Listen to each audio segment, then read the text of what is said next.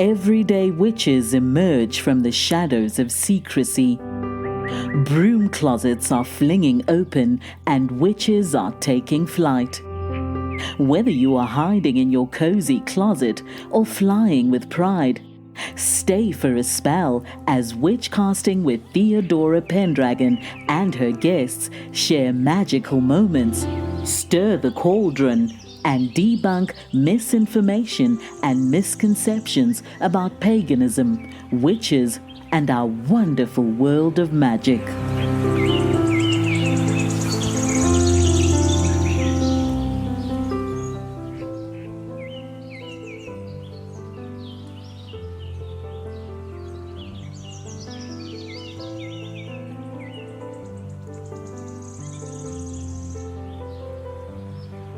Hello everyone, my special guest today is Megan Adams, and we're going to talk a little bit about something we have not talked about on the show.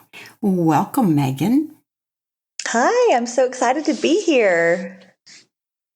Tell us about the magic you practice.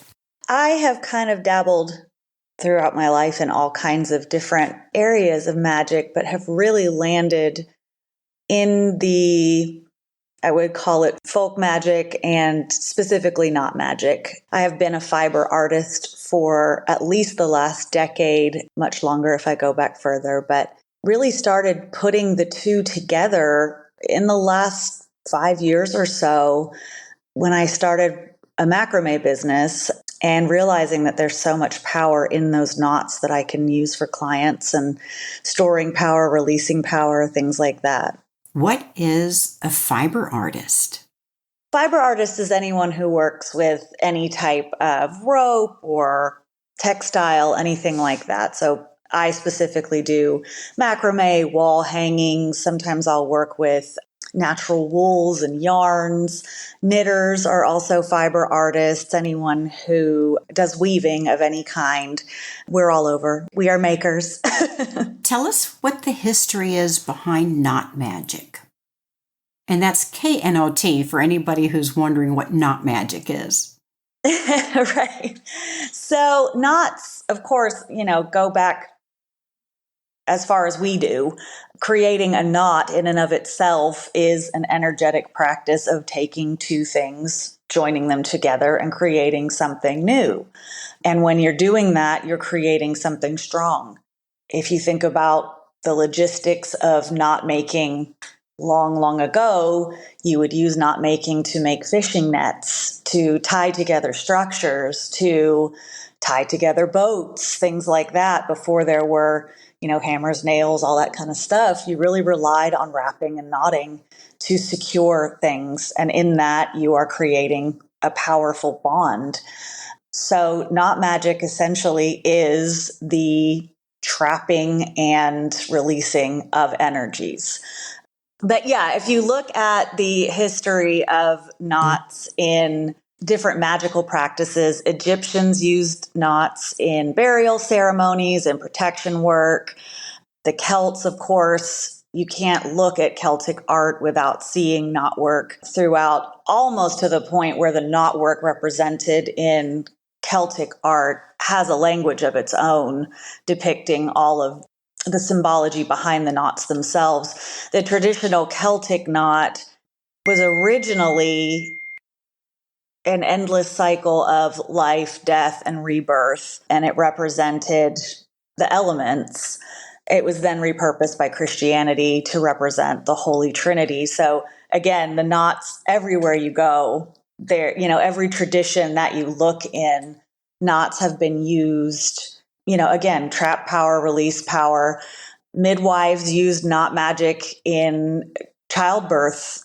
When the woman was going through the childbirth process, when she started to crown, they would release all of the knots in the room, including her hair, to release the tension and to ease the childbirth. So it's been around as long as anything. And nowadays it's, a little bit more modernized with what I do into different forms of art. I never really thought of the history of the knot, but that's quite a history. Yeah, it goes a long way back. What are the modern uses and how do you incorporate knot magic in your daily life? Well, I have been doing macrame since I was in high school. I started making bracelets and necklaces in school, and it was always kind of a little side hustle in the 90s when that was, a thing. People wore macrame necklaces. And I remember one of the first things that I made was a pair of shoes for myself. A pair of shoes? Yes, I took really thick jute and lots of it, and I just macrame this endless line, and then I eventually twisted it up into a sole of a shoe, sewed it together, put little sandal straps on it.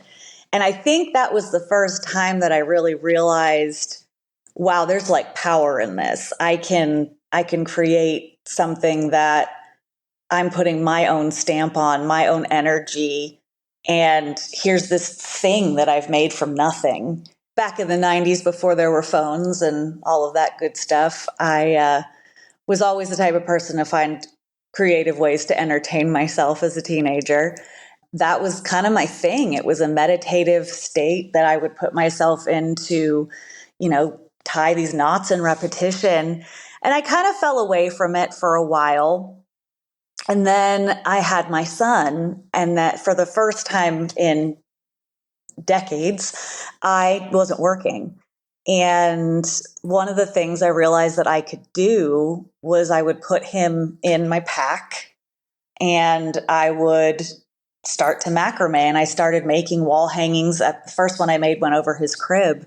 And again, that power came back to me, realizing that I was stitching protection over his crib and storing that for him so that he was fully protected with the artwork that I was making. And I think that's kind of the more modern uses of knot magic. You see it in crocheting, you see it in weaving, you see it all over now. Several books that have come out. There's Knot Magic by Sarah Bartlett and Cord Magic by Brandy Williams are two really, really popular books on the subject that kind of put more modern twists onto those old traditions. Knot magic and cord magic.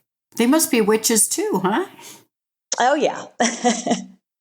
Do you consider yourself a fiber witch, a knot witch, or what would you call yourself?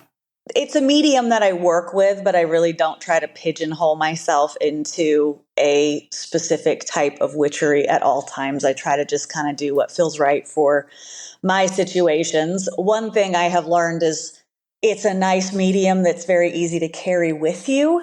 So you can always throw a string in your purse or a small sewing kit or something like that. So if you need to do something on the go, you don't have to have this whole trunk of treats. You can just pull out a sewing kit and a red thread and you can bind something. You can, knot magic has even been used to heal illnesses. They would do what they call tie-off illnesses. They would measure the person's body and locate where the illness was bothering them, and tie that illness off and then burn the cord to kind of stop it in its tracks. And all those things you can kind of have with you. It's just a small medium to keep with you at all times that it's pretty handy. And even though it's simple, it's extremely effective.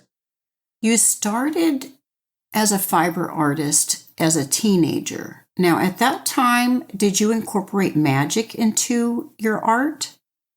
I didn't intentionally, but I think unintentionally you can't create something without putting a piece of yourself into it.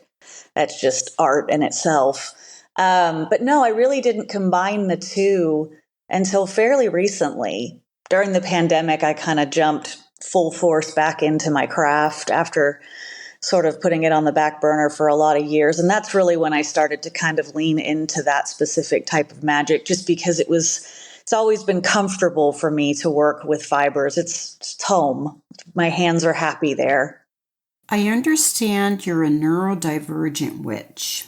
I am. That is something that is probably why I've had so many hobbies throughout my life.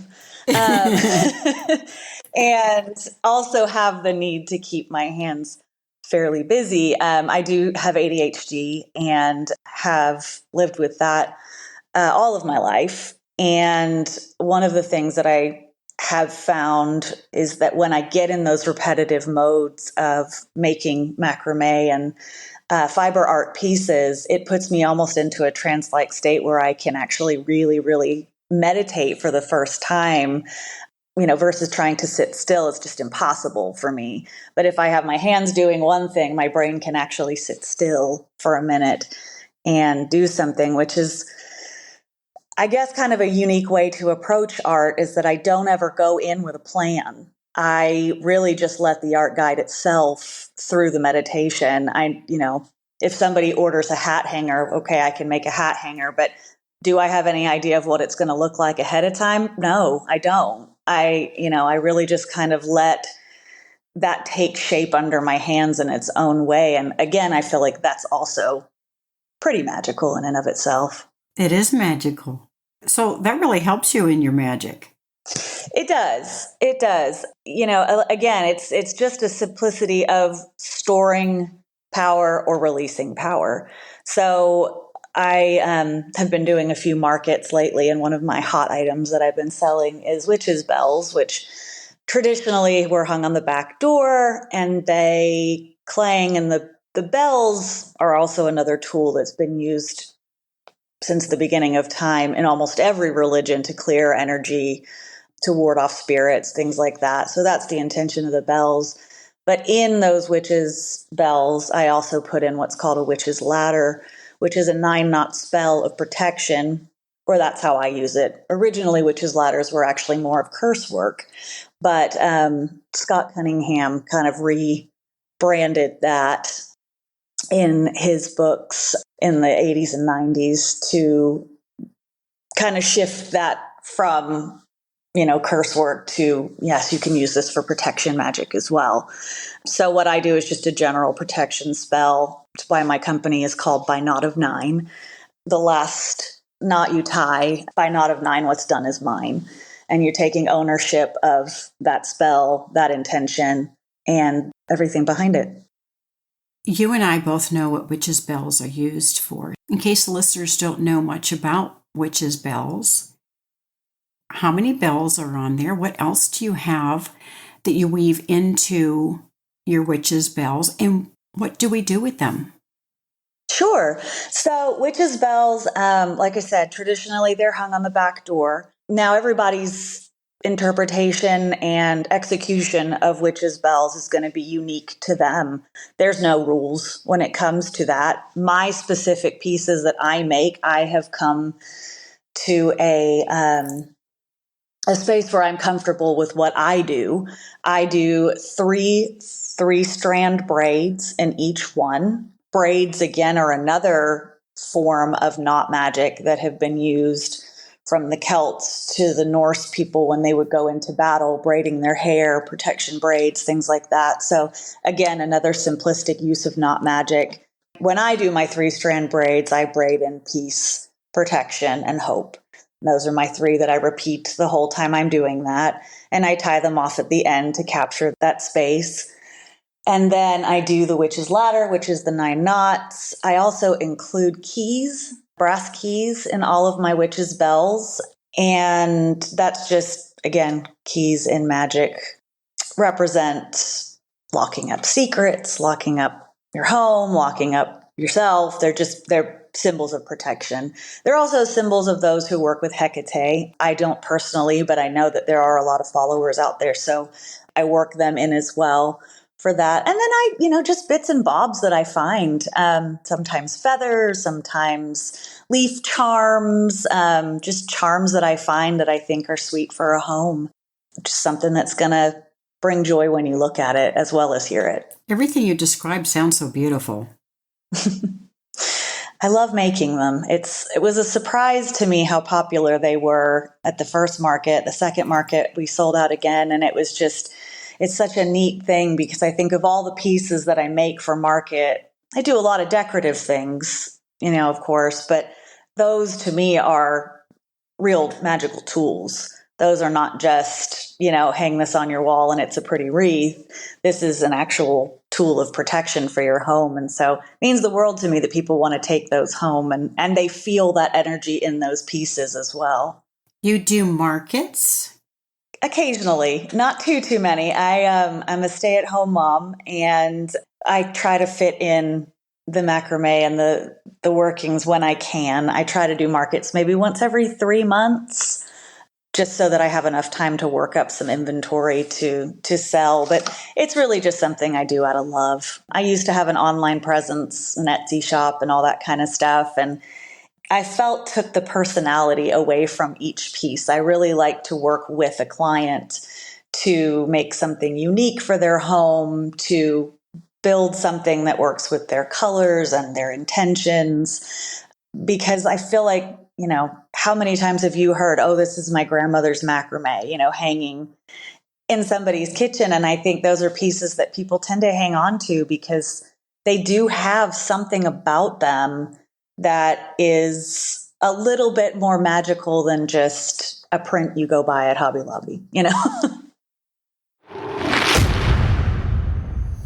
Have you been wanting to ride your broom like you stole it, rather than hiding in the shadows? Theodora Pendragon is here to help your magic shine, whether you want to show the world your subtle sparkle, or you really want to light your fire. Visit Theodora's online store at witchcasting.shop. That's witchcasting.shop. Remember, there's never been a better time to be a witch. You mentioned witches' bells and hat hangers. What else do you make? Honestly, there's not much I don't make. I've figured out how to make pretty much anything from rope and sticks. And one of my favorite things that I came up with for my own home, my children and I really like to go and source a lot of the materials for my pieces from our local rivers and local parks. And I found probably about a 6-foot piece of driftwood down in the Guadalupe River, and I turned it into a pot hanger over my counter, held up by 2 macrame cords and hooks screwed into the bottom of it. And it's just this beautiful piece of the earth that's holding up my cooking equipment. And that's something that I really pride myself on as well, is I really like to use the land I live on to create these pieces. To some people, oh, that's just a stick, but it's not a stick to me. It's a memory.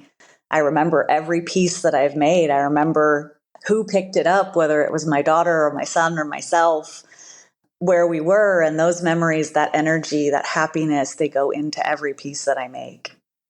You do commission work. So if somebody finds you on Instagram, do you work with them as far as making a piece for them? And if they're not local, you mail it? Absolutely. Oh, absolutely. My best customer is actually in Nova Scotia. She orders things from me 2-3 times a year for gifts. And it's just such a neat relationship to know that she'll pop up in my DMs around Christmas and we get to work on some new pieces for her family. And I love working hand in hand with people. And I've also found that once we build that relationship, I tend to stick around in their lives a little bit, which is nice. I was looking on your Instagram. You also make really beautiful wreaths out of macrame. Mm-hmm. I do. I do wreaths and, really anything. I've actually kind of taken to painting a little bit lately as well. I have a friend who sliced some pecan logs for me, which is just a really nice smooth wood to paint on. And I painted in kind of a Eastern European folk art type way on slices of wood, and then managed to work them into plant hangers just to be something completely unique that I'm not big on recreating other people's work. I want to put something out there that's wholly unique. The wreaths that I created this last market were Yule wreaths. So I tried to lean into the winter elements. Owls were a big theme in those. And clear quartz, just because I think this time of year that really speaks to kind of the ice element and just it just felt right. I did a lot of pines and pine cones and acorns, and again, all of those things collected by myself and my kids, and really tried to work pieces together for the Yule season that felt cozy and just a nice addition to someone's home that you could leave up all year, but you can also pull out for the holidays. That sounds really nice. What kind of things do you work into the macrame for? You mentioned crystals. Is there anything else besides the sticks that you mentioned? Oh, absolutely. I have worked with all kinds of different mediums. I really like to add a nice tangible addition to just the rope pieces themselves, because they're beautiful, but it's also fun to me I've worked with clay to put protection runes and things like that, the baked clay that you can harden in the oven to work runes and symbols or sigils. If someone has a sigil that they've created themselves that they want as part of their home, I can carve that into clay and incorporate it into the pieces. Like I said, the paintings that I do, those kind of go hand in hand with it as well. I love working with crystals. The crystal energies for home protection that I really like to work with is rose quartz. You bring in that really nice love energy. I work a lot with smoky quartz, which is nice and grounding. And then I work with black tourmaline and obsidian, which are nice kind of negativity clearing type stones. Those are typically the three that I work with the most. And then I'll use clear quartz just as an amplifier for any of those intentions. But I do really like to work in something a little extra flashy in my pieces. So it says this is by Knot of Nine. This is not something that we went and bought, at Walmart. This is something that is truly unique and has my stamp on it. There's nothing wrong with flashy, right? I like flashy. Not at all. As far as your spirituality, at what point in your life did you realize you were a witch? If it started later in life or if you've always been a witch? I think I've always been a witch. I don't think that is any question. My mom was born in Wales and lived in England the majority of her life. My family is still there. And so I grew up with a lot of that lore and a lot of that just enchantment of those places. I was so fortunate as a child to visit my family in England almost every year for about 2 weeks. And they live in this incredible manor, and there's a walled-in garden. And you can't be 8 years old and not find the magic in those things. And my aunt's house has literal secret passageways in it. So I think I was always searching for magic, for those little hidden places of power. I also was born in Ohio and grew up in Georgia, so a lot along the Appalachia area. And that really plays a lot into my interests as far as my folk magic. While I lean into my British heritage a lot, there's something about that roots and branches magic that just screams at me. That's my home. I like to work with the earth. I remember growing up in Georgia, braiding together pine straw, just for fun. Let's just sit there and braid pine straw. Did I know I was probably doing not magic then? No, I didn't. But it was something that just felt home to me. So I think I've always been a witch. I, like most children of the 90s, realized that was something that I could be after seeing like The Craft and all of that, dove in pretty hard into those things. And I remember getting Scott Cunningham's book, Wicca. That was my first book that I got.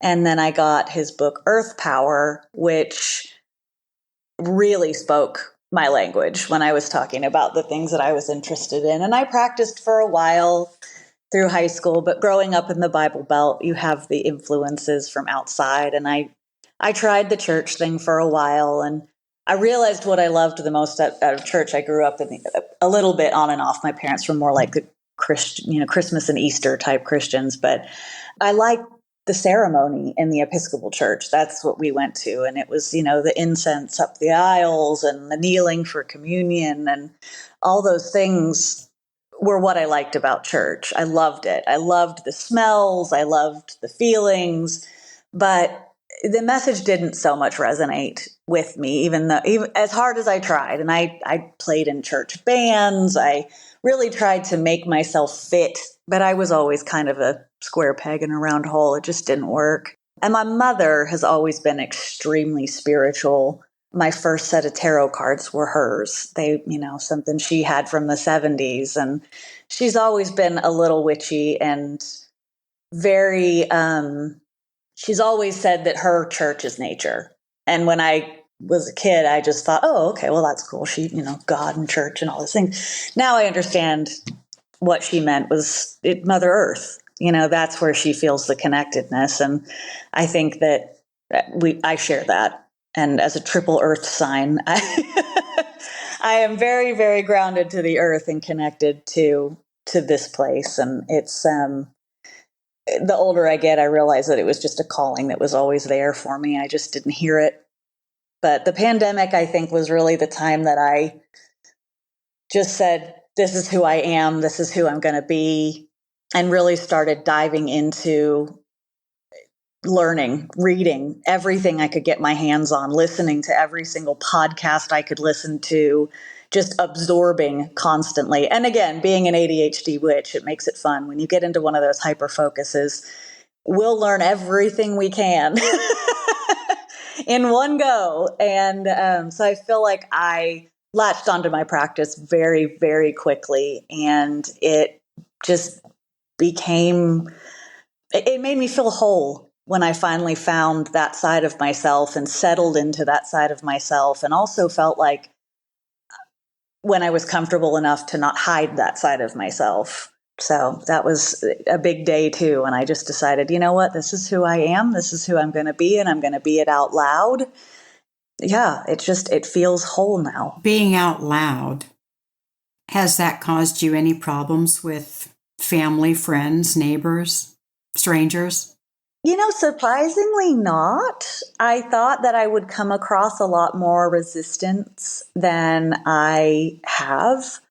But again, this is a very different time to be open about being a witch.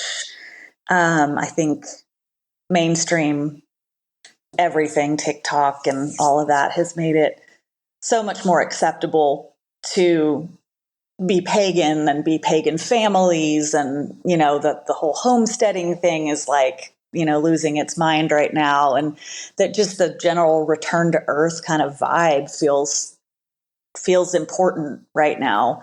And so I think coming out and saying I'm a witch now, it's an easy thing to do. 20, 30 years ago, that was not the case. And, I am always big to thank the ones who did that first for us, because it's an easy path now, but it's because of those that came before us and weren't afraid to live out loud. Out loud. I like that. We're living out loud. There's never been a better time to be a witch. That's very true. Tell us how we can find you on social media. Sure. I'm really with my artwork and all that kind of stuff. I'm just on Instagram. It's @by-naught-of-9. One of these days I might launch into TikTok, but finding time for that is hard. I definitely make reels quite a bit. Yeah, I do those, just showcasing the work and the different collections that I come up with. The nicest thing is that I have been really lucky to take part in the markets at the Empress in New Braunfels. And Elizabeth, the owner there, does them around the solstices. And it's really nice because they're spaced out, but it also gives an opportunity to kind of theme the pieces along with the seasons of the earth. And so, like I said, this last collection was Yule. The one before that, I did a Samhain collection. This one's going to be the spring equinox. And I'm so excited for that, to work with, just moss and mushrooms and whatever we can find, just that waking up feeling that the earth gets around that time. I kind of want to work with some lighting maybe on these next pieces just to kind of pull in that vibe as well. It's really fun to kind of keep my brain going just enough to keep these collections kind of pumping out. And then on the interim, I definitely do quite a few custom pieces. I have a rolling rack sitting next to me in my kitchen right now full of custom pieces that I need to deliver this afternoon. So, doing the markets, you probably meet some very fascinating people, like-minded people. Yes, you being one of them. That's how we met. I really do. The community that Elizabeth has built at the Empress is, I never in my wildest dreams imagined that there would be a space like that to gather and to openly discuss magic, in this beautiful backyard. And, because of that, yesterday I had some people come and pick up some pieces that I had been working on. And, I had 4 separate conversations with 4 separate witches in my front yard yesterday. And all of that is because of that community that's just blossomed there. And I just could not be more grateful. I just turned 40. And for me to have that for the first time in my life is just such a gift. It really is, to be surrounded by like-minded people. And thankfully, most of them jump on my Instagram and follow my work. And we chat through DMs now. And it's like all of a sudden I have all these witch friends. And to know that we're out there in such abundance is really, it's encouraging. It feels good to know that we're not alone. We're out there and we're doing the good work. And we're growing. We are growing. Is there anything you would like to tell the listeners before we sign off? Honestly, I think the biggest thing with, magic in general is just finding that place where you're home. For me, I consider myself a kitchen witch. I love to cook. I love to work my magic into that. My hands are happy doing not magic and picking up sticks outside. That's not everybody's path, but I think that your heart knows it when you find it. And trying out all those different lanes, it's fun, go for it, try it out, see if it works. And when you find that one that feels like home, settle in and learn as much as you can, and learn the lore, learn the backstories, learn, everything you can. I think it makes your craft so much stronger when you know where it came from.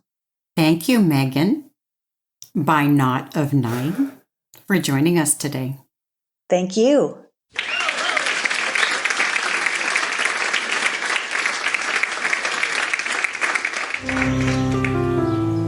Thank you for joining us for Witchcasting with Theodora Pendragon.